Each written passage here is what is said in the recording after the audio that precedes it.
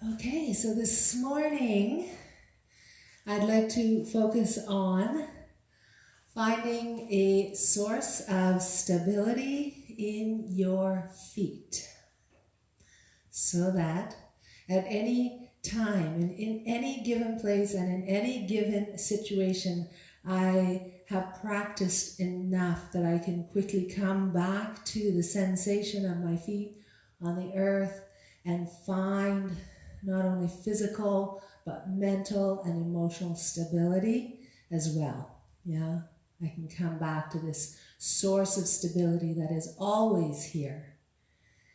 And in this practice, we have steps and we have stances. So I'd like to just focus a little bit on the stances before we begin, because it's in the stances where we find our stability. And every now and then I will do a little review of the 6 different stances that we use in this class. So let's do that this morning. It's great as an experienced student to review it, and it's great, of course, as a new student to know the details of the stances. So the first stance is closed stance. And in closed stance, the toes touch, but there's a little bit of space between the heels. And that gives a little more stability, and it also gives some space for the ankle bones, yeah? So closed stance. Open stance, hip width apart. So the feet are parallel and we're hip width apart. Every now and then it doesn't hurt to look in a mirror and see if your feet and leg bones are actually hip width apart, because sometimes we think this might be an open stance, but actually it's not that wide.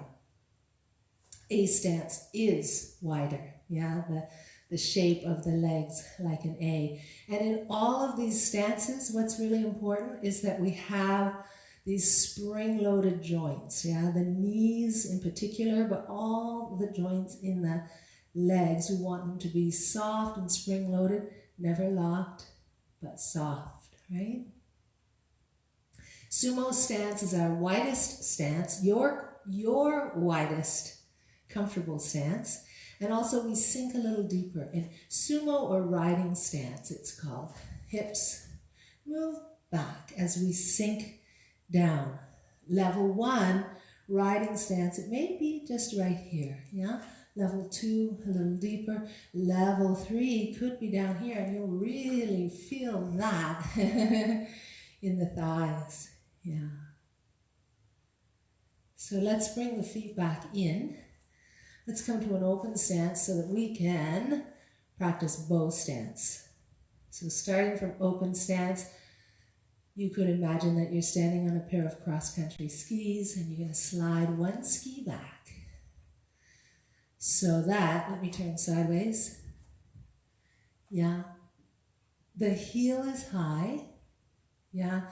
And about 2/3 of our weight is in the front foot and 1/3 in the back foot. So that back foot is really giving us stability. Let's try it on the other side.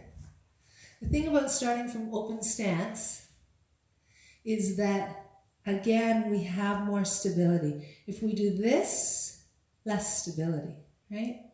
We might do that sometimes to challenge our balance, but really a bow stance has some width to it. We can turn the front foot in a little bit for stability. You can test that out and see if that gives you a little more stability. And then the last stance, cat stance. And cat stance is a balance stance. So just exploring on each side, balance. Now, of course, level 1, you can keep a toe on the earth. Cat stance really hones our balance. So those are all our stances. Let's come down into an A stance right now to begin. So first of all, sensing into the sole of the foot and allowing yourself to sink down into the earth. So the feet really make a solid contact with the earth. You are rooted, grounded, and anchored. And let's begin from this place this morning.